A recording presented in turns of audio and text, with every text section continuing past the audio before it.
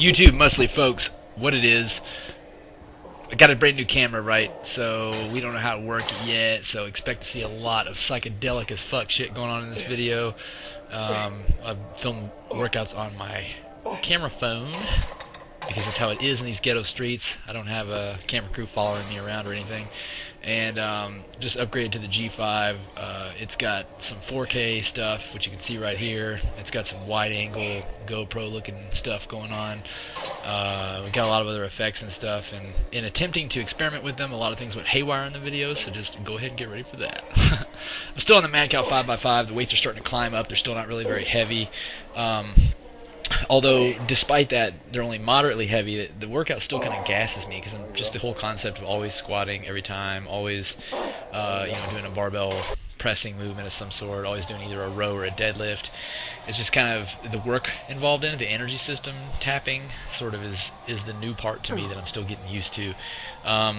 Did the bench first, went up to 185 for 5 was the heaviest set, which is, in my world, heavy enough to where I have to pay attention given that I'm recovering from a rotator cuff injury, but not heavy enough that it's not going to go up or something like that. Under any circumstances, I could usually get 10 reps, a couple of months ago at 185. But, and then on squat, I got up to 175. I set my back squat kind of abundantly light on this program just because I'm not used to squatting 3 days a week, and usually any kind of increase in frequency on squat, it's easy for me to get injured, so I just set really low.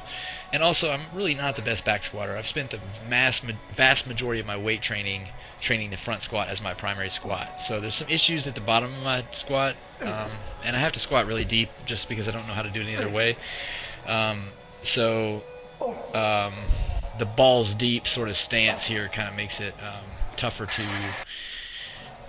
I guess just at the bottom, I really got to develop something down there, strength, maybe my external rotators of the hip or something to help me keep my butt from winking a little bit. Also, maybe developing more skill at bracing on heavier weights, maybe. I just haven't had to address it that much because in the past I've always done front squats and I braced the heavier weight more by actually, holding my arms up. So that's just has been more of the technique of bracing that I'm using on that. So I can front squat like 205, which for a guy who's, I'm not 160. I'm 160 on a heavy day, like when I'm wet or something. So 205 on front squat for me is a pretty berserk feeling weight.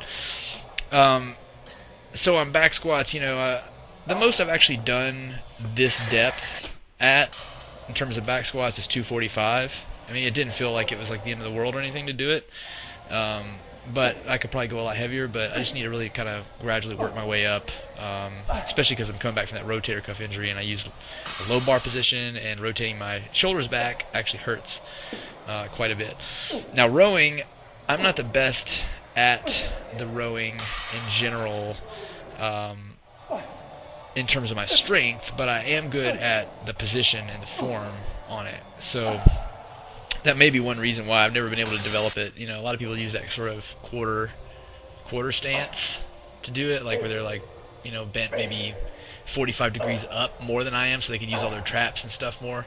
And my traps are some of my stronger muscles, and my lower back muscles and mid back muscles, or not lower back, but more like mid back muscles kind of struggle comparatively. So like for me, the row is a challenging, it challenges a lot of muscles that for me are tough to work, in particular because my traps like to take over. So I always have to use like really strict form on rows to get anything out of it, to make the workout actually hard. I could probably row a whole lot if I did use my traps, to be honest, but I just don't think that's worth doing. As you can see here, the level of psychedelia in some of these shots is off the chain because we just don't know what we're doing with the camera yet. We'll get it figured out within the next few videos. New stuff, new possibilities, also new complications. It all goes together.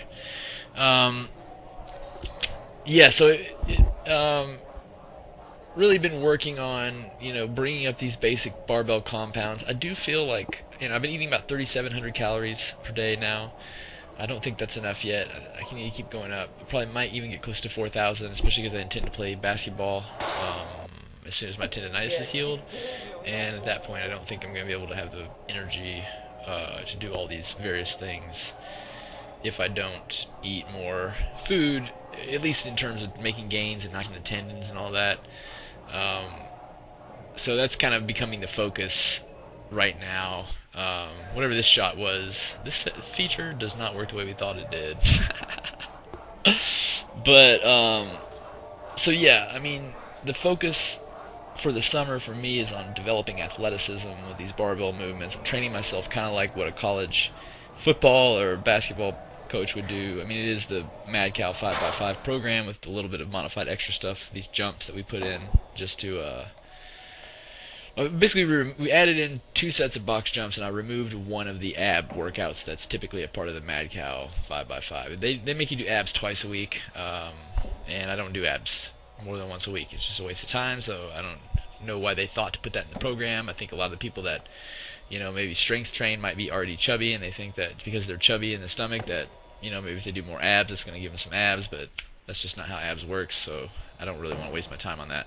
So I just do the one abs workout on Wednesday, but the reality is that that's kind of a waste of time, so I need to remove something to make room for these box jumps, which probably work the abs better than the abs exercise too anyway.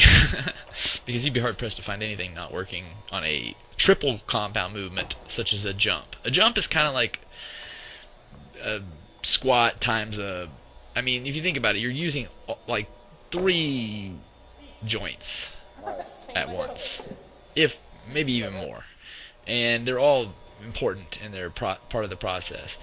I mean, arms are involved in the jump, and when we're doing this to progress into being able to dunk. So like if you're going to dunk a basketball, obviously you a lot with that shoulder joint and elbow joint. I mean, it's like a 4 times compound movement, and a lot of times you might have a giant man in your way. You have to go through that individual on the way to the goal. So I mean, this level of explosiveness involved in certain types of jumping is just you're getting a serious full. And here's Roy. Of course, this is a 30-inch box. It's extremely high, and he's getting way better at these each week. Time till he dunks, because he's already tall enough to dunk. With some ups, and this is looking like ups. It's starting to get developed here in terms of the 30 inches. Like, comment, and subscribe. I sure do appreciate all your time. Soon we will get this camera figured out, and the videos will be less crazy. Peace.